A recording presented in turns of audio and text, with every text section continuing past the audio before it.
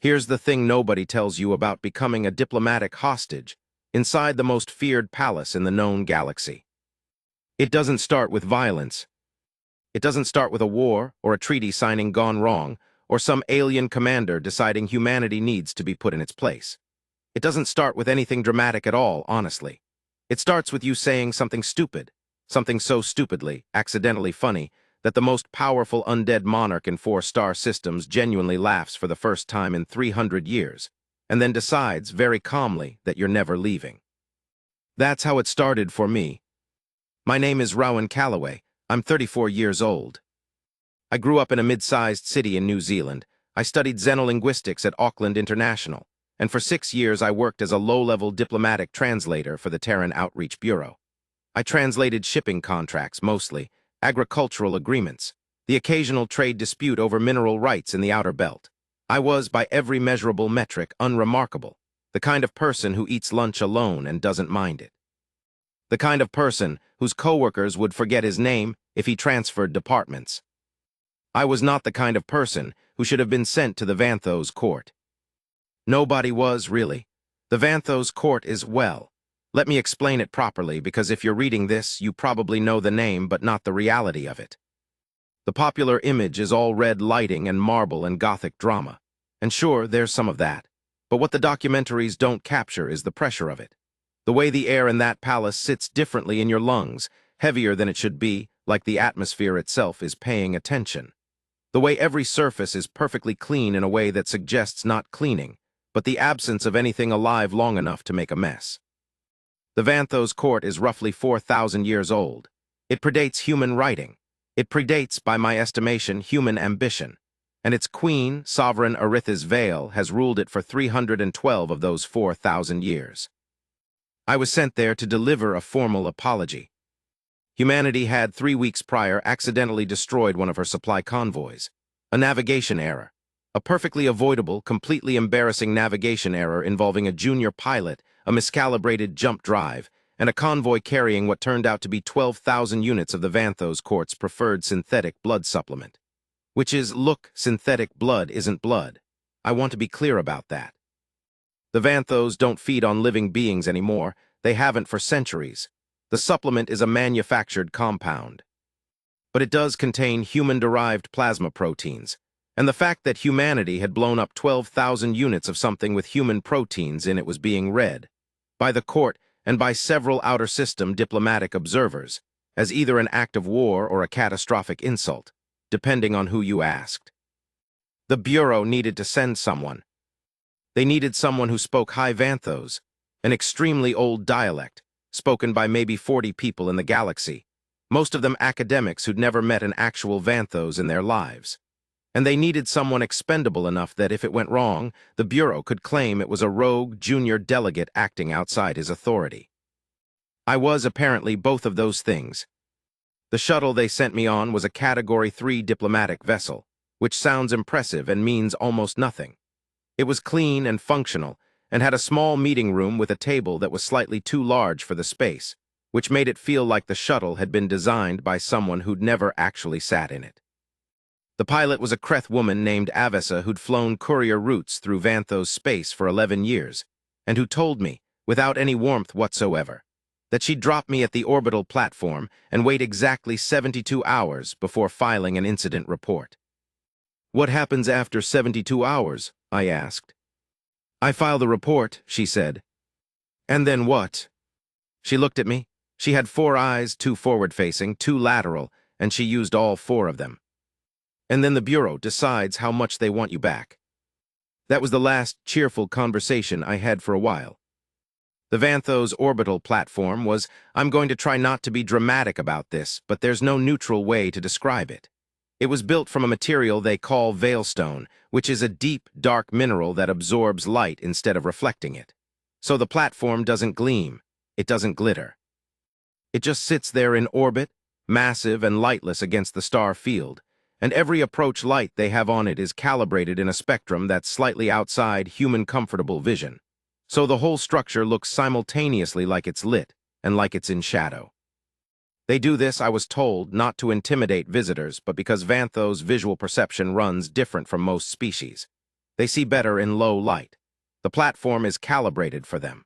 The fact that it's genuinely unsettling to human eyes is, according to my pre-mission briefing notes, considered a minor diplomatic inconvenience, not intentional hostility. I wrote next to that line in my notes, sure. The shuttle docked and I was met at the airlock by 2 court attendants.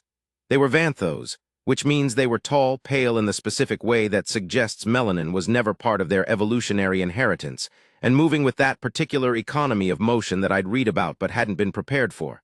Not slow, not fast, just precise. Every movement was exactly as large as it needed to be, and no larger.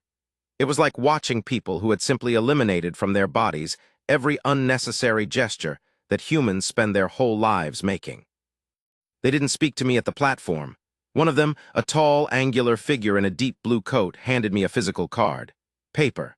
Actual paper, cream-colored with text in high Vanthos embossed into it in silver ink. I read it standing there in the airlock.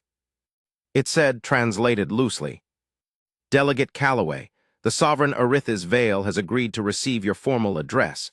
You will be conveyed to the Palace Vanthos. You will observe the following. Do not speak unless spoken to. Do not look directly at the Sovereign's face for more than 3 seconds. Do not touch any object within the throne chamber without permission. Do not offer gifts without prior declaration. Do not attempt humor. I read that last line twice. Do not attempt humor. I thought, well, that should be easy. I'm terrified. Nothing about this is funny. The transit from the orbital platform to the Palace Vanthos took about 40 minutes in a small, enclosed vessel that traveled on a suborbital track across the planet's dark side. The planet itself, Vanthos Prime, doesn't rotate quickly. Its days are about 80 Earth hours long. The half I arrived on was in its long night cycle, which meant the ground below was a landscape I could only partially see. Mountain ranges that went up at wrong angles, flat dark plains that reflected almost nothing, occasional clusters of light that marked Vanthos settlements, small and far apart from each other. The Vanthos are not a crowded species. They've had 4,000 years to spread out, and they've apparently decided that proximity isn't something they particularly enjoy. My briefing folder had 37 pages about protocol. I read all of them. Then I read the 12 pages about the Queen. Then I sat with my hands on my knees and breathed carefully and tried not to think about the fact that I was, in practical terms, traveling toward a being who was 3 centuries old and had, according to documented diplomatic history, sent 4 previous human delegates away in conditions that were technically unharmed but practically unusable. One of them reportedly didn't speak for 3 months after his audience. When asked why, he said that the Queen had simply looked at him for 30 seconds without blinking, and that this had fundamentally rearranged something in how he understood his own significance in the universe. I spent the last 10 minutes of the transit practicing my formal address. High Vanthos has 8 grammatical cases and 4 register levels. Getting the register wrong doesn't just sound impolite, it implies something specific about the relationship you're claiming with the person you're addressing.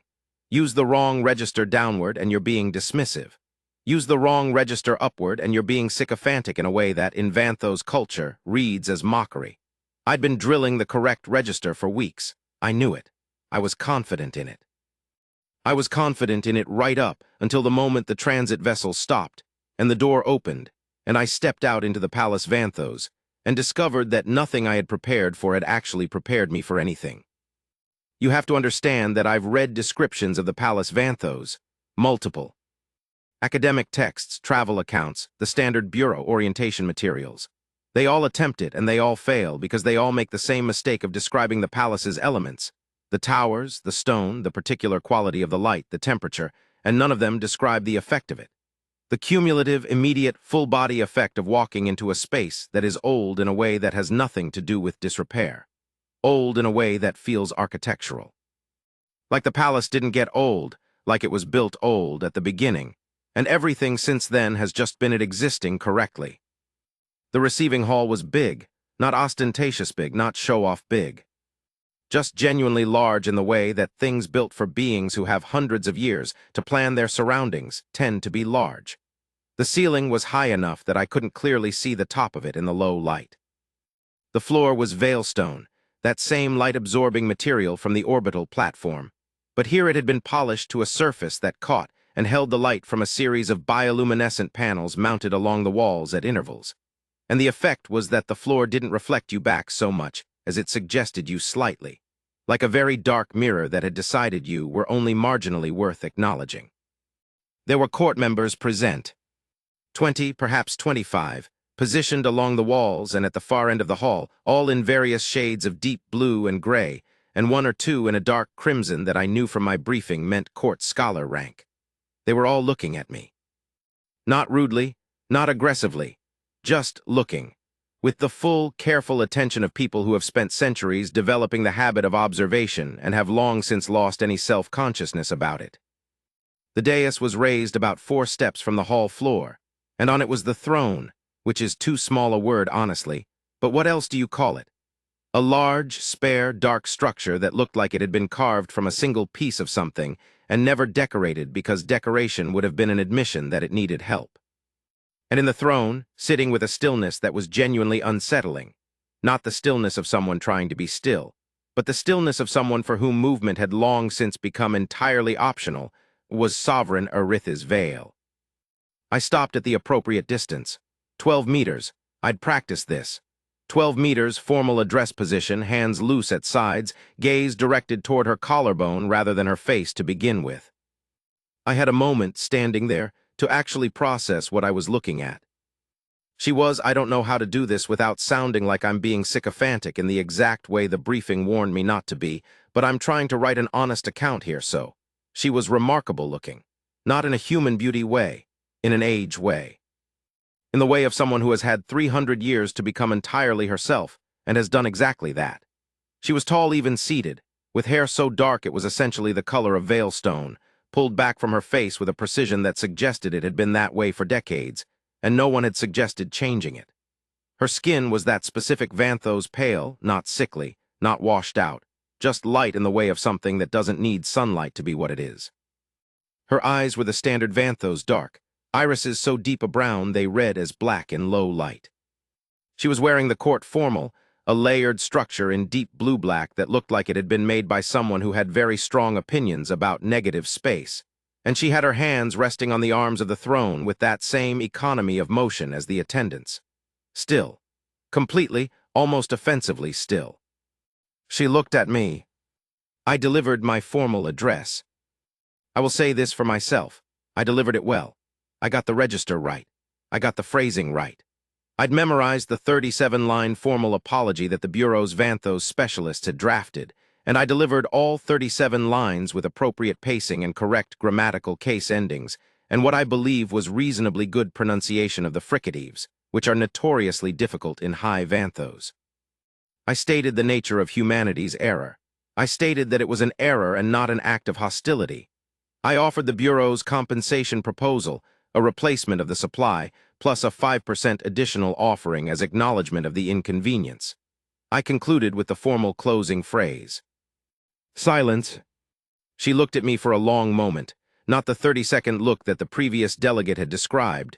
Just a moment, assessing. I kept my eyes at her collarbone. Then she spoke. Her voice was lower than I'd expected, not theatrical low, just naturally in a register that carried in the room without effort. She spoke in high Vanthos, which I speak, but she spoke it in the old court variant of it, which is about as far from my practiced modern version as Shakespearean English is from casual conversation, and there were a few words in the first sentence that I only partially caught. She said, translated approximately, "Your apology is noted. The compensation proposal will be reviewed by the court scholars. You may remain for the formal review period, which is." And here is where things went wrong. Or right, depending on how you look at it. She used the word for the review period duration. In high Vanthos, the word for 3 cycles, meaning roughly 3 of Vanthos Prime's long days, so about 10 Earth days, and the word for 300 cycles are distinguished by a single vowel length modifier that is, in practice, almost imperceptible to human ears unless you're specifically listening for it. I heard 300 cycles. I thought 10 months. And before my brain had properly engaged, before the sensible, self-preserving part of me that had spent 3 weeks preparing for this moment could intervene, I said, in high Vanthos, in the formal register, completely straight-faced, Sovereign, with respect, I didn't bring enough socks for 300 cycles. The laugh. Dead silence. And I mean that in every possible sense. The hall was silent. The 25 court members along the walls were so still they could have been decorative. My own heartbeat seemed to have briefly stopped out of embarrassment. The Queen's face did not change. For approximately 2 seconds, it absolutely did not change, and I had time to think several things very quickly, including, I misheard her and the review period is actually 3 days, and I have just insulted the ruler of an ancient interstellar empire by making a laundry joke, and Avessa said 72 hours before she files the report, which means I have 72 hours to fix this before the Bureau knows how badly I've broken it.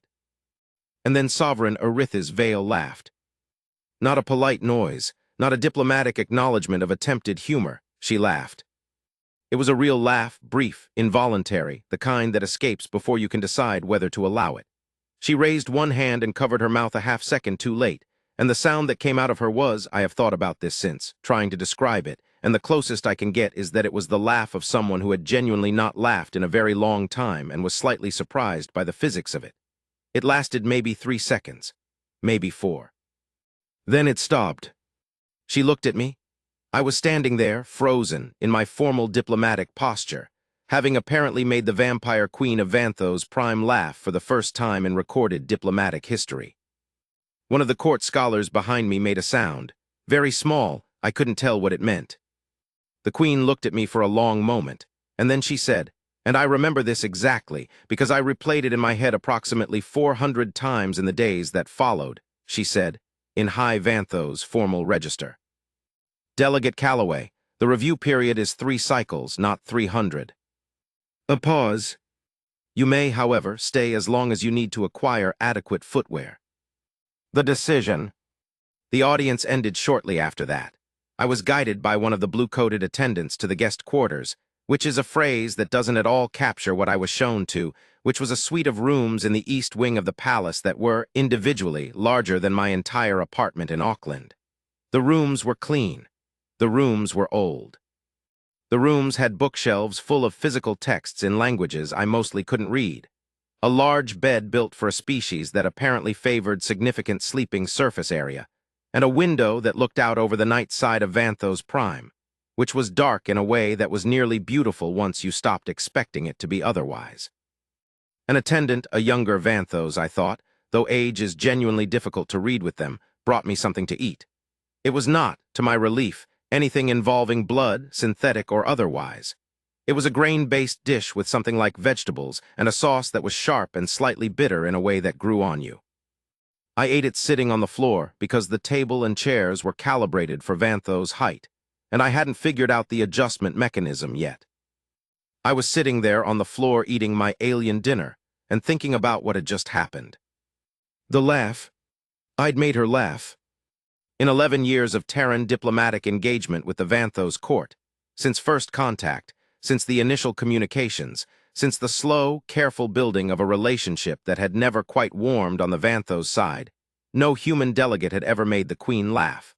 According to Bureau records, no anyone had. Not because she was humorless.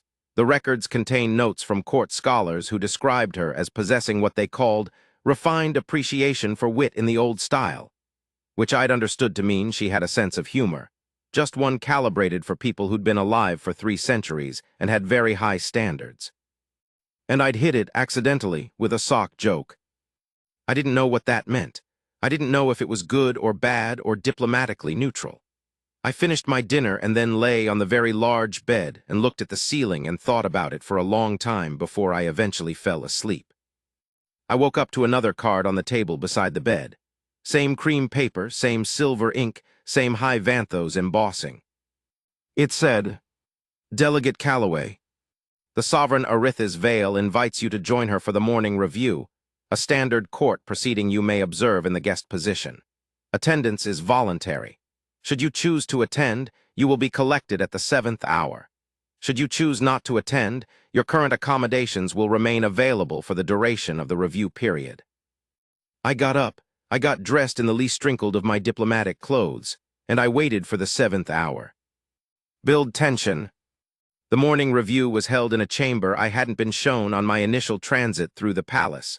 A large room off the central corridor that the attendant who collected me referred to simply as the working hall, which told me nothing and was probably accurate. It was smaller than the receiving hall. Same veilstone floor, same bioluminescent wall panels, but arranged differently, less ceremonial, more functional. There was a long table, Vanthos height but modified slightly with what I realized were adjustable insets, and there were chairs and there were court scholars and a few attendants and two individuals in a different coat, dark gray with silver edging, that I didn't have a classification for in my briefing materials. The Queen was at the head of the table. She was not in full formal court dress. She was in what I would later learn was working court attire, still layered, still dark but less structured, more practical. She looked, I don't want to say more human, that's not right, she looked more present. Like the full formal regalia of the throne room was partly armor, and without it, she was still completely formidable but also slightly there. She looked up when I came in. The attendant guided me to a seat. It had been adjusted to human proportions, I noticed, along the wall, well away from the table in the guest position. I sat. The review proceeded. It was, I want to say, genuinely interesting. The court scholars presented the Bureau's compensation proposal in detail. They'd had their own translators go through it overnight and had annotations and questions, carefully worded, and the Queen listened and occasionally asked a question or made a comment, and the scholars responded. The whole thing ran like a very well-organized meeting, run by people who'd been doing meetings for centuries, and had eliminated all the inefficiencies. I sat in my chair and followed as much as I could in my imperfect high Vanthos and took careful mental notes.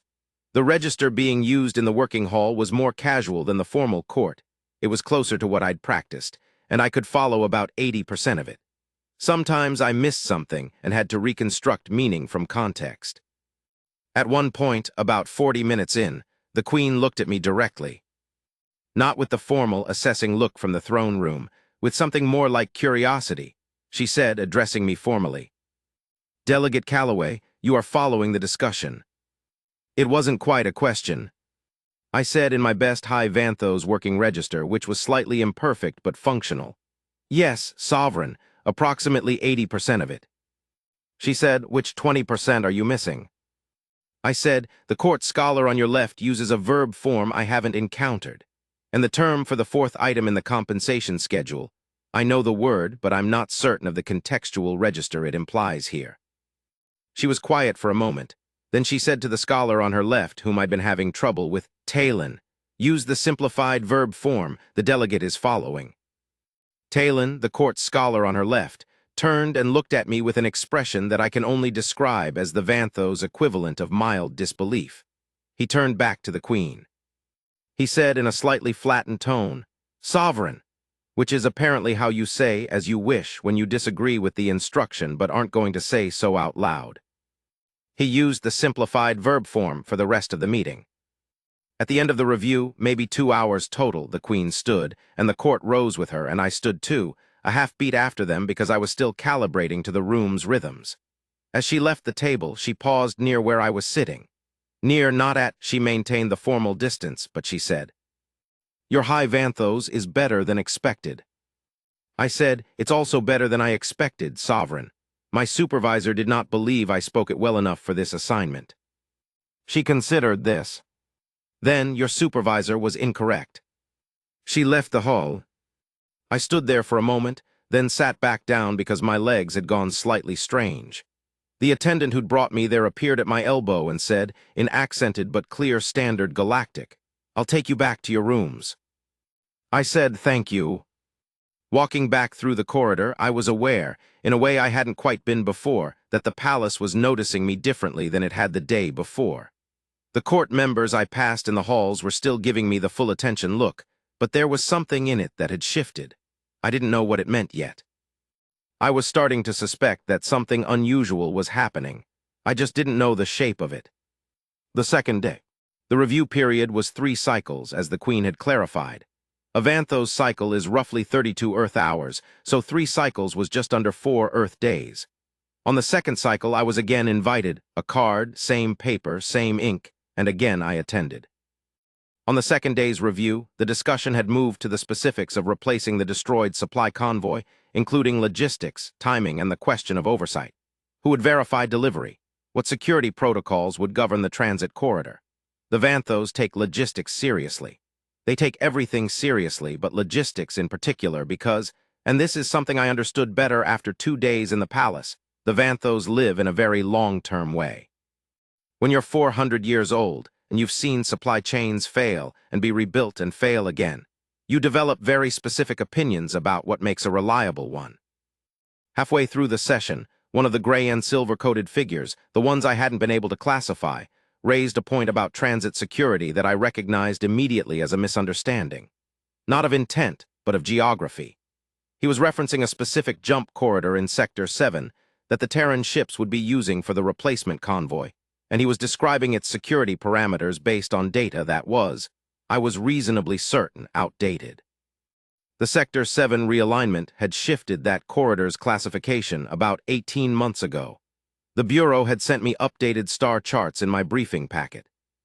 I sat in my guest chair and watched the discussion develop around the misunderstanding for about 3 minutes, trying to decide whether it was my place to say anything, trying to decide whether saying something would be seen as presumptuous, or as an attempt to influence proceedings I was meant to be observing, or as helpful. Then the Queen looked at me. She'd looked at me the previous day when I was following the discussion. She seemed to do it periodically, a brief check, like she was maintaining a secondary data feed. When she looked at me this time, I said, and I'm aware this was a risk in the working register. Sovereign, with respect, Scholar Talen's route mapping is based on data from before the Sector 7 realignment.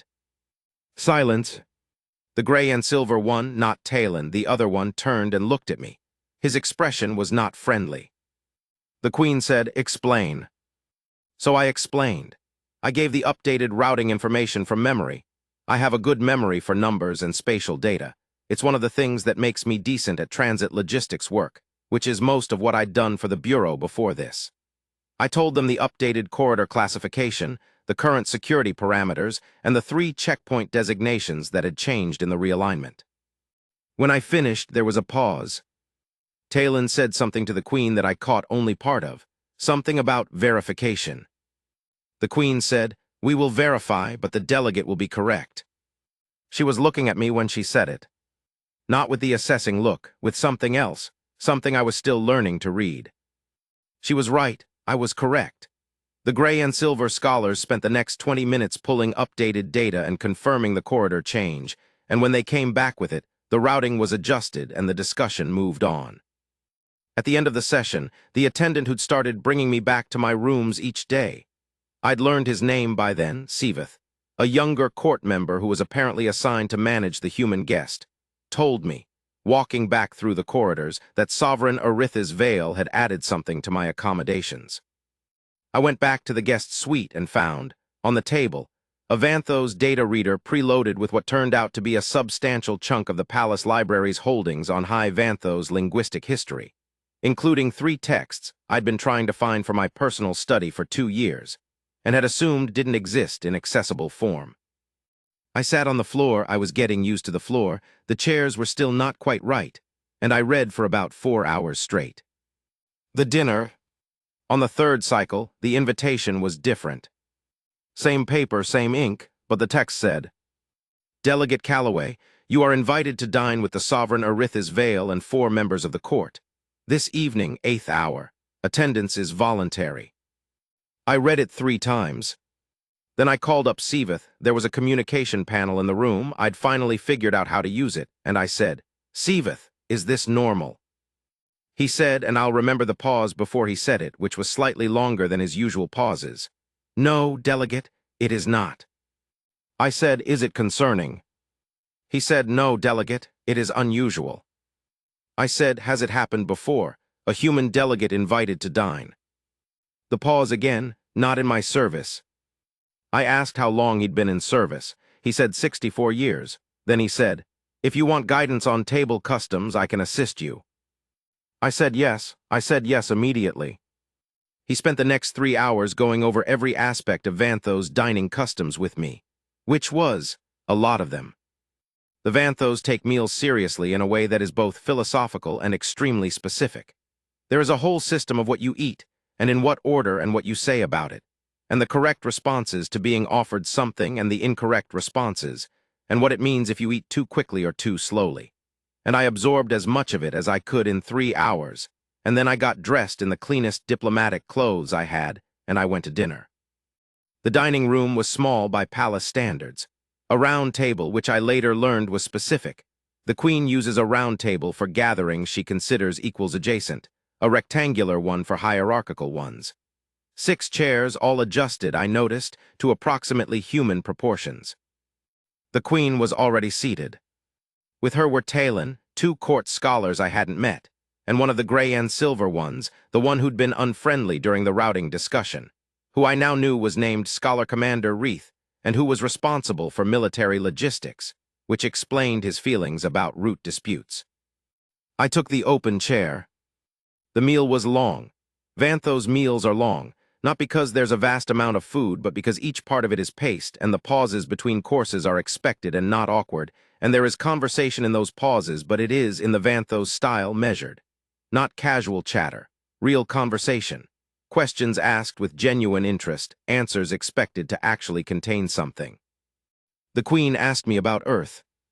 Not diplomatically, not in the way of a formal exchange of cultural information. She asked me about Earth the way someone asks about a place they are genuinely curious about but have never had a good account of. She asked me what the long nights were like there, given that Earth's rotation is much faster than Vanthos prime. She asked me what humans do with so many darkhand light cycles per year. She asked me, and this one I had to think about, what it is like to know, as a species, that you will mostly die before you understand what you've started. I said, after thinking, I'm not sure we think about it that way. Mostly we think about what we're in the middle of. She considered this. She said, that seems like a reasonable adaptation. Reith, the military logistics one, said, in a tone that was professionally neutral, it could also be described as short-sightedness. I said, and I'm not proud of this, it came out before I could consider it in the working register. Scholar Commander, with respect, some of humanity's best work has been done by people who couldn't see far enough ahead to know they should be scared. Quiet. The queen looked at me, then at Reith, then she said, he has a point. Reith said, sovereign, in the way that meant he disagreed but wasn't saying so. And then, I don't know why, it was a reflex. I looked at him and said, very quietly, I also have better routing data. And the queen, the sovereign Arithis Vale, ruler of the Vanthos court, 312 years old, made a small sound that was, unmistakably, the precursor to a laugh that she caught before it escaped fully. Reith stared at me. I looked down at my plate and ate a piece of something that tasted like a very complicated mushroom, and decided that was probably enough talking for the moment. Something shifted. I'm going to try to describe the next part as carefully as I can, because it's the part I find hardest to explain and also the part that matters most. At the end of the formal review period, after 3 cycles, which was just under 4 Earth days, which was still comfortably within Aves's 72-hour filing window, so that's fine, the court issued their formal response to the Bureau's compensation proposal. The response was, essentially, accepted with 3 modifications, all of them reasonable. The replacement supply would be delivered, the corridor routing would use my updated data, and humanity would provide a formal written acknowledgement of the error for the court's records. That was it. By any measure, the mission was complete. Successfully complete, actually, significantly better than the Bureau had expected, given that the previous delegate had come back barely functional, and I had apparently extracted a formal acceptance with modifications. I packed my things. I calmed Avessa on the orbital platform and told her to prep the shuttle. I went through the formal thank you ritual with Sivith. There's a whole protocol for leaving the palace. It involves 3 specific phrases and a particular type of bow and not touching any door handles yourself. I did it correctly. I was proud of that. Then I was taken by Sivith back to the receiving hall, where the queen was waiting. Not on the throne. She was standing at the side of the hall, near a window, a large, low window that looked out over the dark plains of Vanthos Prime, and the light in the hall was the standard bioluminescent low light, and she was looking out the window when I came in, and she turned when I entered. I did the formal farewell address. I'd prepared it. 12 lines, formal register, appropriate case endings. I delivered it correctly. She let me finish. Then she said in the formal register, "Delegate Calloway, I have a proposition." I said, "Sovereign." She said, "The Terran Diplomatic Bureau will require a liaison to the court for the duration of the supply replacement, approximately 10 to 14 cycles. The position is typically held by a bureau delegate." I said I was careful. "I am aware of the position, Sovereign. I believe the bureau has designated a senior delegate for. I am requesting you." Silence. She said, "Your High Vanthos is functional. Your logistics knowledge is useful. You have demonstrated an ability to follow court proceedings accurately." And a pause, so brief I almost missed it. "You are not tiresome." I stood there. I said, "Sovereign, with great respect, are you requesting me personally, or is this a formal request through diplomatic channels?" She said, "Both. I will send the formal request to the Bureau. I'm also telling you directly as a courtesy." She seemed to consider the word before she used it. "So that you are not surprised when you receive the Bureau's communication." I said, "I see." She said, "Is there a difficulty?" I said, and here I want to be transparent about my mental state, which was overwhelmed, deeply curious, slightly alarmed, and also, I'm going to admit this, genuinely interested in a way I hadn't expected to be. "No, Sovereign, no difficulty. I would be honored." She nodded once, turned back to the window. I was dismissed. I did go back to the orbital platform. I did get on Avessa's shuttle. She looked at me all four eyes and said, "You're still functional." I said, "Yes." She said, "The last one they sent here couldn't work a door handle for 3 months." I said, "I know." She said nothing else. We flew back to the transfer station, and I filed my mission report, and then I waited. The Bureau's communication came 11 hours later. It said, in the formal, efficient language that the Bureau uses, which I've always found slightly cold, like they're trying to sound like a machine, that Sovereign Aritha's Vale of the Vanthos Court had made a formal diplomatic request for Delegate Rowan Calloway to serve as the Terran liaison for the duration of the supply replacement period.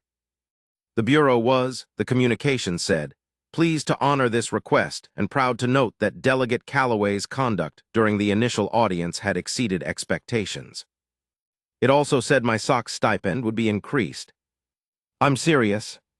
Someone in the Bureau had apparently gotten a summary of the audience, and the SOC joke had made it into the report, not the full context, just a note that I'd made an inadvertent quip about personal supplies, and someone had approved a small increase to my material allowance with the notation for extended assignment. I packed properly this time. I brought 8 pairs of socks. The long stay. What follows is not a neat account. I want to be honest about that. I've been trying to write this as a logical sequence, and it has been up to a point.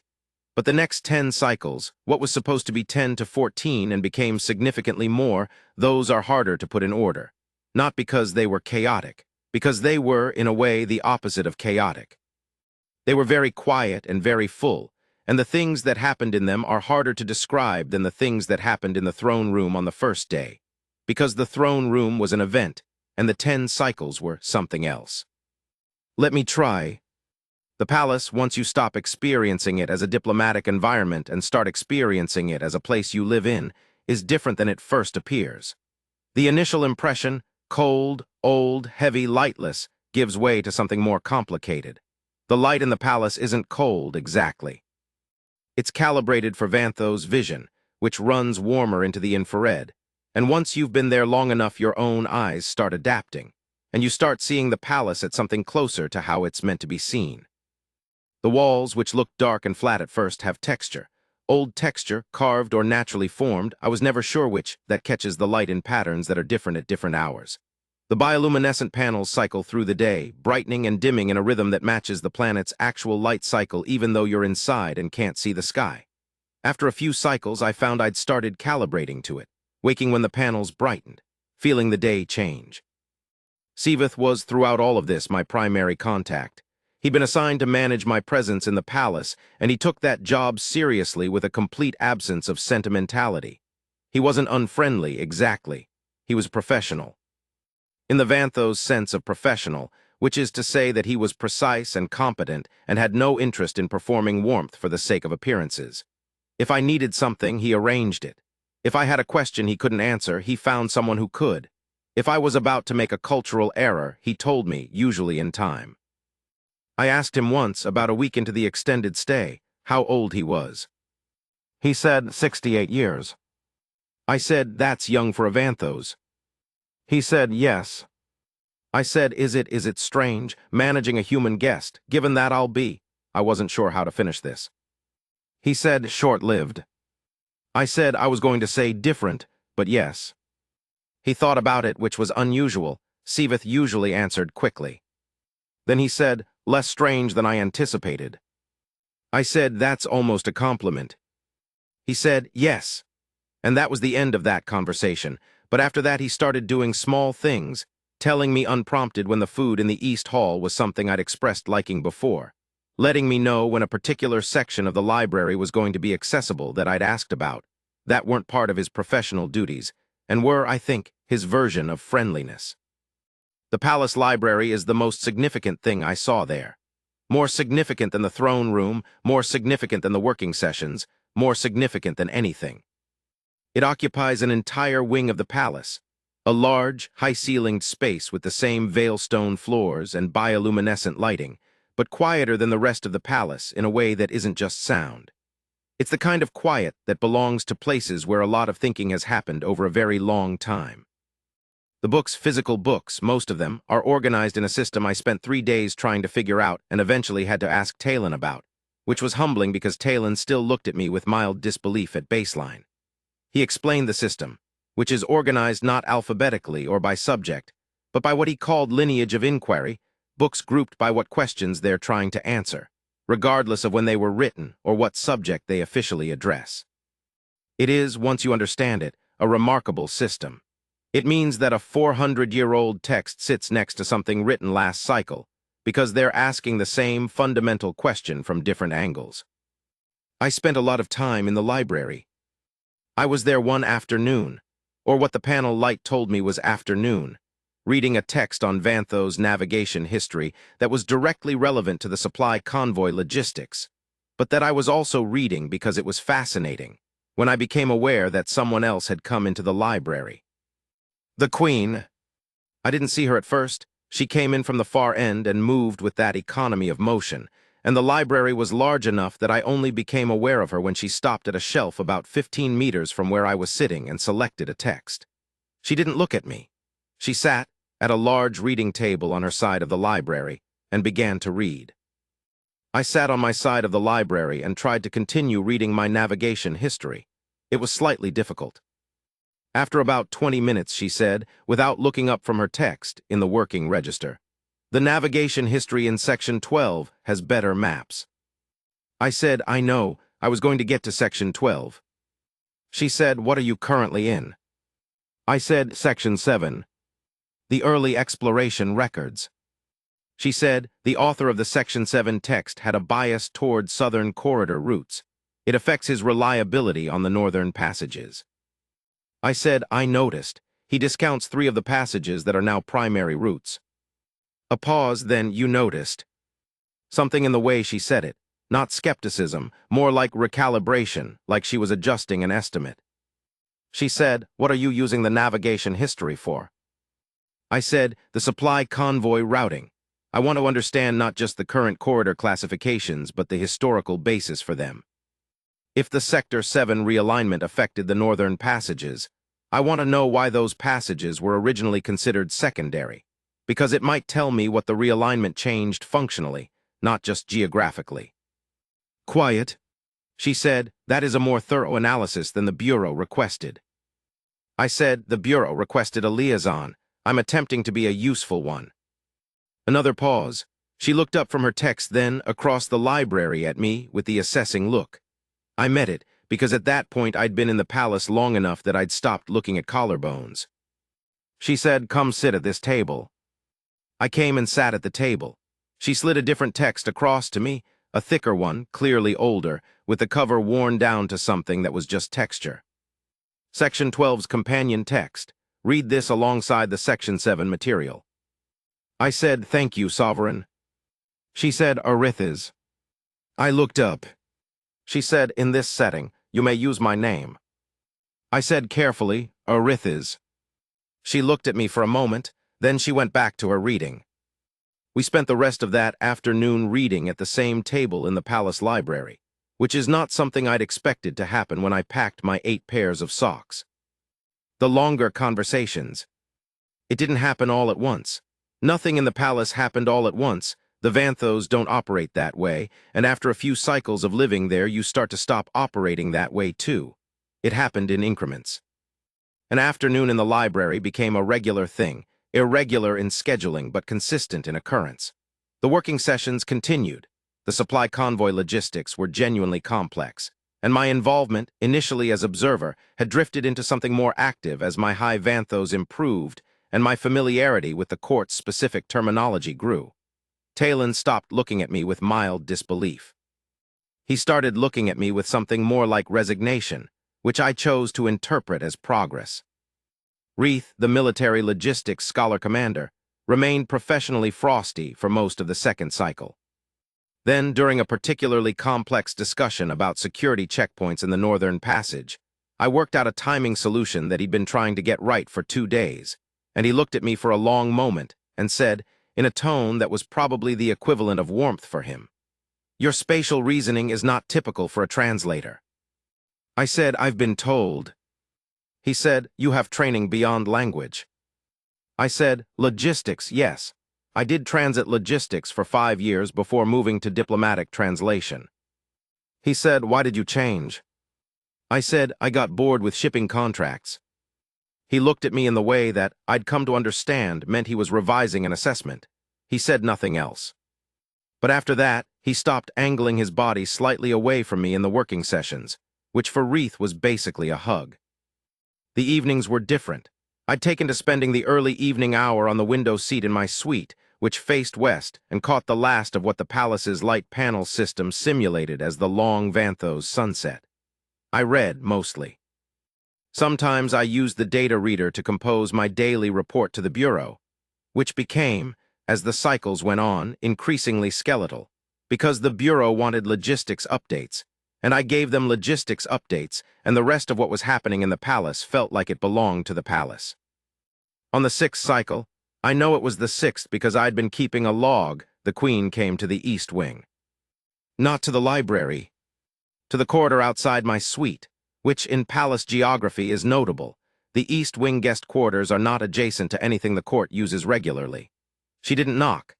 Siveth was with her, so I knew she was coming because I heard his particular way of walking, very even, very precise, before she arrived. She said at the door, "You haven't been to the West Observatory." I said I didn't know I had access to it. She said, "You do now." The West Observatory was at the top of one of the palace's towers, the one that looked structurally wrong from the outside, at an angle that suggested it had been added later than the rest of the structure. Inside, it was a large circular room with a domed ceiling that was not solid. It was made of a material. I never got a clear answer on what that was optically clear in a way that glass isn't, more like the absence of something than the presence of it. And through it, you could see Vanthos Prime's night sky without distortion, which was extraordinary. The star density out here in the outer sectors is different from what I'd grown up looking at. More stars, closer in the visual field, and several of them in clusters that formed shapes so distinct they'd clearly been named by the Vanthos long before any other species got to them. She pointed out several of them, not in a tour guide way, in the way of someone who has looked at the same sky for 3 centuries and has specific feelings about specific parts of it. She told me about the star cluster directly north. The Vanthos name for it translates, approximately, to the things we almost lost, and the history behind that name, which involved a war 400 years ago that I'd only half known about from my briefing materials, and which, in her account, had a completely different emotional weight than the academic version. I listened, I asked questions when I had them. I tried not to ask too many. At some point she said, "You're quieter in the evenings." I said, "I think I've been recalibrating to the palace's rhythm. The evenings here feel slower." She said, "They are. The light cycle is designed to slow the body's rhythm toward the end of the day. Most visitors don't notice it." I said, it's a good design. She said it was necessary. The Vanthos do not have a natural fatigue rhythm the way humans do. The palace's environment was calibrated to accommodate that. I looked at her, I said, what's it like, not needing to sleep the way we do? She was quiet for a moment, then she said, what's it like needing to? I thought about it, I said, it's like every day ends, even the bad ones. There's always a point where you close it and it's done. She didn't say anything to that, but she looked at the sky through the dome for a while, and I had the feeling she was thinking about it in a way that wasn't dismissive. What they asked about Earth. Over the cycles, the dinners became a regular occurrence. Not every cycle, but often enough that I started knowing what to expect. The round table, the paced meals, the real conversations. Different court members sometimes, but the Queen was always there. They asked me about Earth the way someone explores a subject that is fascinating precisely because it's foreign. Not exoticizing it, not treating it as strange for the sake of strangeness. Genuinely trying to understand a place that operated on such a different timescale from their own. Talon asked me once about human art, about why so much human art is about death, or love, or time, which he observed are all fundamentally the same subject, things that end. I said I thought that was exactly right, and that a species that knew it was running out of time would naturally spend a lot of energy thinking about time. He considered this and said, Vanthos art historically is about weight, things that accumulate, the heaviness of what persists. I said that makes sense too. He said it is a different relationship to time, not better, different. This was, from Talon, essentially a declaration of interspecies respect, and I treated it as such. The Queen asked me, toward the end of the second cycle, about what I'd wanted to be before I became a translator. It was a strange question. No one had asked me that in years, and I had to think about it. I told her I'd wanted to study stellar cartography when I was young, but I hadn't been good enough at the mathematics, and I'd ended up going toward linguistics instead because I was good at languages the way some people are good at music, in a way that was almost physical, almost involuntary. She asked me if I regretted the cartography. I said I sometimes missed the idea of it, but that I'd learned to read star charts well enough to satisfy the part of me that had wanted it, and maybe that was enough. She said, I have found that enough is a more useful measure than most people acknowledge. I said, is that a Vanthos philosophical position or a personal one? A pause, then personal. The incident with RATH. I want to include this because it matters to the account. About 8 cycles in, we were well past the original 10 to 14 cycle timeline at this point, and I'd filed a request with the Bureau for an extension that they'd approved with minimal questioning, which I found slightly suspicious. There was a formal court reception. Not for me, not a human diplomatic thing. A standard court event, other delegations, a formal review of the season's treaty obligations. I was invited as a courtesy, to be present in the background as the Terran liaison, not as a participant. There were other species present. A Kreth delegation, Avessa's people, though she wasn't in it. A pair of Sealith traders who'd been in the outer sector and had some business with the court. And a delegation from the Murith Collective, which is, for context, an interstellar governance body that has complicated feelings about humanity. They think we're too impulsive. They've said this in formal communications. They think we expand too fast and plan too little and will eventually do something catastrophic because of it. The head of the Murith delegation, a tall individual named Sarenvek, saw me at the reception and came over. This is not standard diplomatic protocol. You don't just approach a human liaison at a Vanthos court event. But Sarenvek has a reputation for ignoring standard protocols when he finds them inconvenient. He said in standard galactic, pleasantly enough, Delegate Calloway, I heard a human managed the initial apology session without incident. That's unusual. I said I had good preparation. He said preparation doesn't always help with the Vanthos court, particularly for your species. The pace must be challenging. Something in his tone, not hostile, just that particular flavor of polite condescension that I'd encountered occasionally in interstellar diplomatic settings, the kind that doesn't quite tip over into insult, so you can't formally object to it. The implication that humanity is, by nature, too hurried, too short-sighted, too chaotically alive to operate in spaces built for longer-lived species. I said mildly, The pace has been fine. He said, really? You've been here, what, 8 cycles now? I said, 9. He said, and you find yourself comfortable in the court's rhythm. It was said as a statement, but it was really a question that didn't believe its own answer. And then, from behind me, in a voice I recognized immediately, in perfect formal standard galactic, I heard. Scholar Soren Vec, the Terran delegate has been a functional and useful presence in the court's working sessions. His adaptation to the palace's rhythms has been notable. Are you suggesting otherwise? Reith, Scholar Commander Reith, who had spent approximately 8 of the 9 cycles being professionally cool toward me, and who was now standing behind me addressing a Murith delegation head with the tone of someone explaining a basic fact to someone who should know better. Soren Vec looked at Reith. He said, Scholar Commander, I was simply observing. Reith said, I've reviewed the delegate's logistics analysis for the supply convoy replacement. His methodology is sound, and his contextual corrections have improved the project timeline. If you have specific concerns about the Terran delegation's competence, I would invite you to submit them formally. Soren Vec did not submit them formally. He made a polite diplomatic withdrawal and moved to the other side of the reception hall. Reith stood beside me for a moment. I said quietly, you didn't have to do that. He said, the Murith Collective's condescension toward short-lived species is documented and tiresome, and your analysis was sound. I said, that's nearly the kindest thing you've said to me.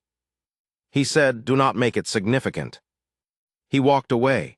I stood there, slightly stunned, and then I went back to my post at the edge of the reception and watched the rest of the evening happen. The refusal. Here is where I need to be accurate, because this is the part that the Bureau's report describes as a diplomatic retention incident, and that characterization is, to be clear, not correct. At the end of the 14th cycle, which was technically the outer limit of my extended liaison assignment, I made preparations to depart. Formal farewell protocol, same as before. Comd Avessa, who had, in the intervening weeks, apparently made herself available through the orbital platform on a semi-regular basis because the Bureau had told her to.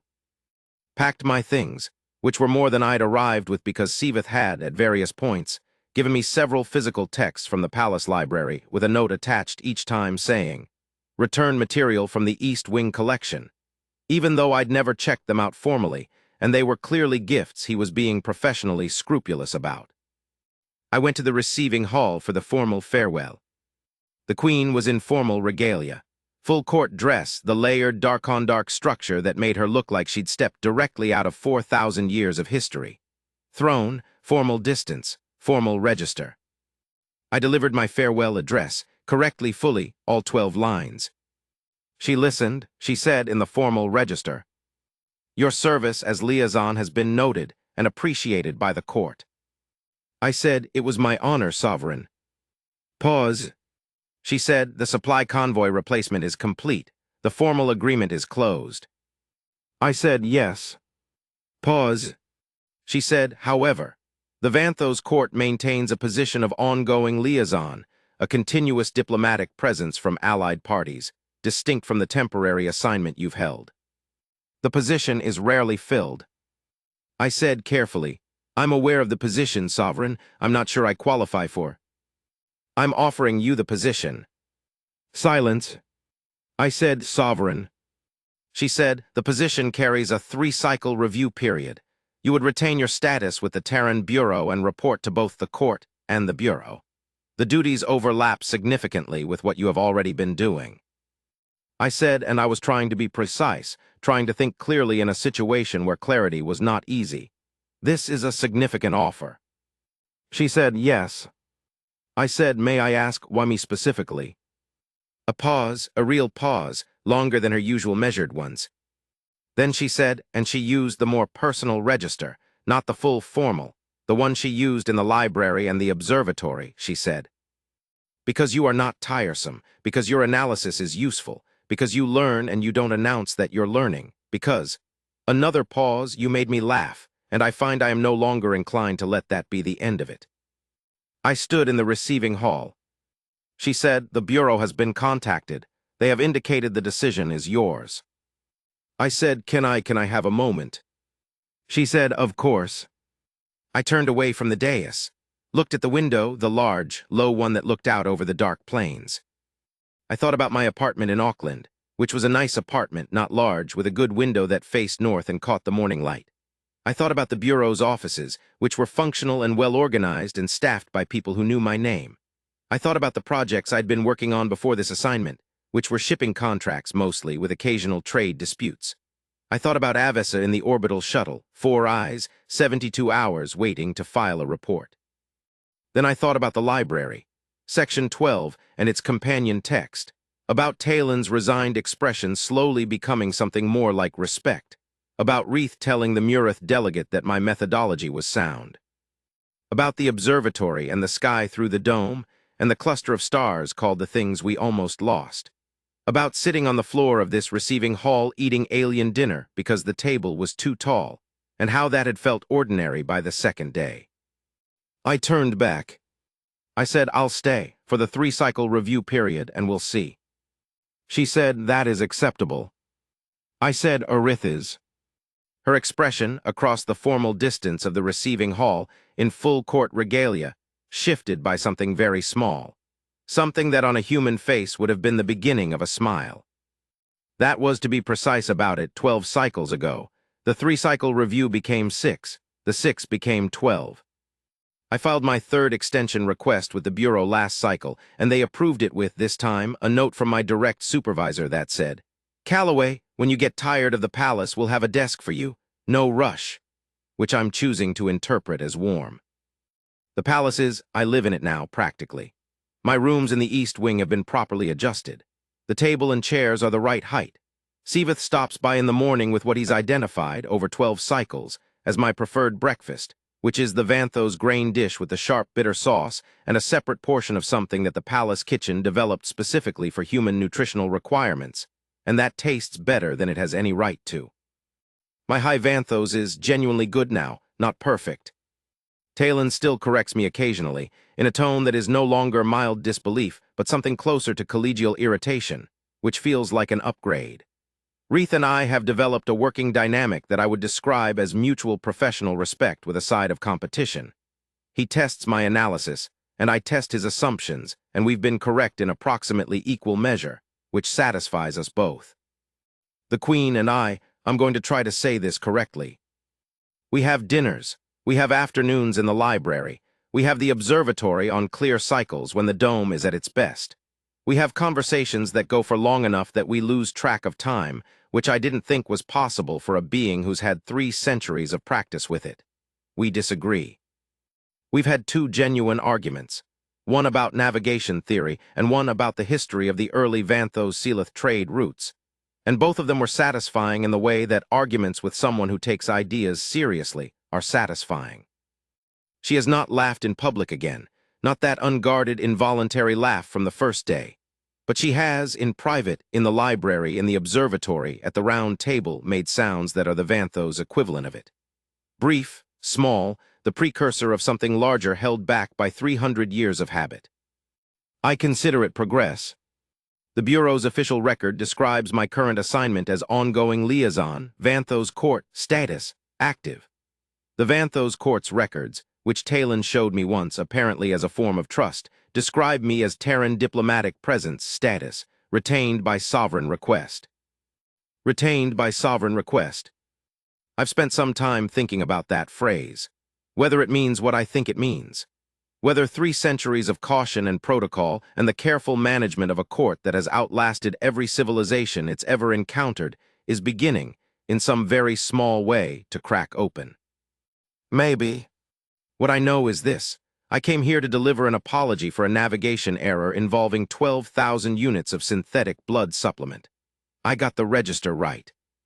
I delivered all 37 lines, and then I told the most powerful undead monarch in 4-star systems that I hadn't packed enough socks.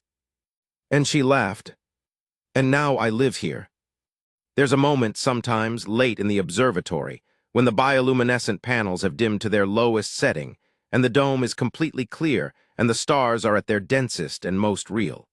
She'll say something about a cluster I don't know yet, and I'll ask a question, and she'll answer it, and the answer will lead somewhere I wasn't expecting. And I'll look at the sky through that dome, 4,000 years of it, belonging to a species that has seen civilizations come and go the way I've seen seasons. And I'll think about my apartment in Auckland and the northern window and the morning light. I don't miss it the way I thought I would. Humans are good at adapting. We're good at finding the rhythm of a new place, at learning its language and its customs and its particular quality of light. We're good at becoming, gradually and without announcement necessary, at being funny at the wrong moment and right in a way that nobody planned for. It turns out that sometimes the most important thing you can bring to a first contact situation isn't a briefing folder or 37 lines of formal apology or fluency in a difficult dialect with 8 grammatical cases. Sometimes it's just being a person, genuinely, specifically, accidentally yourself. And sometimes that's enough to make a 300-year-old queen look up from what she's doing and decide, very quietly, that the universe is a little more interesting than it was before you walked in.